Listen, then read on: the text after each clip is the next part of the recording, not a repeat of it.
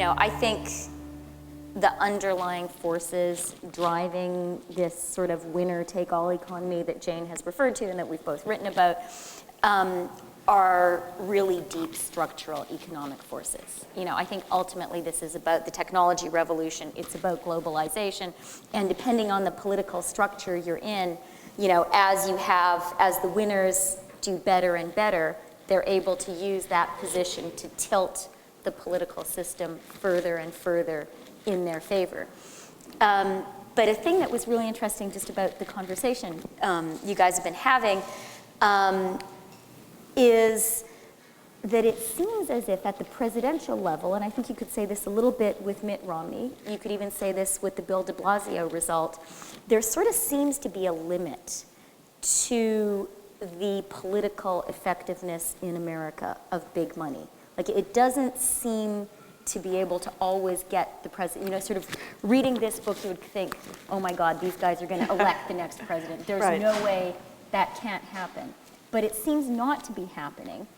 And was that a surprise to you? Well, I think that of all the possible purchases in American politics, the most elusive is the presidency, because that's the arena in which there's so much publicity that there's what they call free media, meaning you don't need to just, you can't, everybody's watching. So an ad is very much diluted in terms of its impact.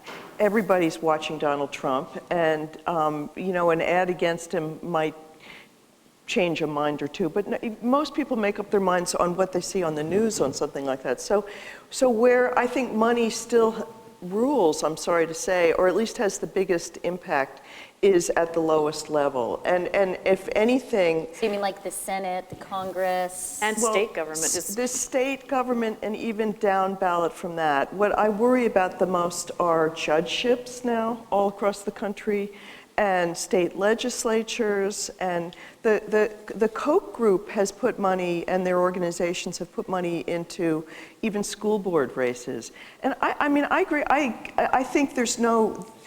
You can't just say money will buy it for you. That it's not that simple at all. You have to have a good candidate. You have to, have uninformed voters often. There are a lot of things that go into this, but you can't say money's not influential. If there's each of these people who are in the presidential race and any big congressional and Senate race, they all have to raise an incredible amount of money, or they wouldn't even be competitive. One of the examples you gave, and this is not exactly the as you say, far down the ballot, but the candidate who took Senator Ted Kennedy's spot in Massachusetts, and the Koch's role in electing a Republican in that situation, which totally surprised Democrats and the White House.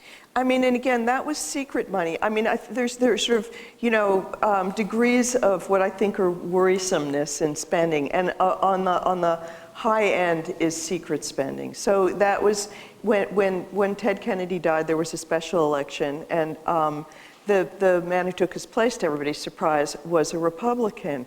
But there had been a lot of secret spending that people didn't see from groups that were, again, pretending to be public welfare groups, and you couldn't see where the money was coming from. It was actually flowing from a very small number of high donors who were putting it through these organizations with sort of mundane sounding names that were suddenly on the air with ads, and it made a big difference.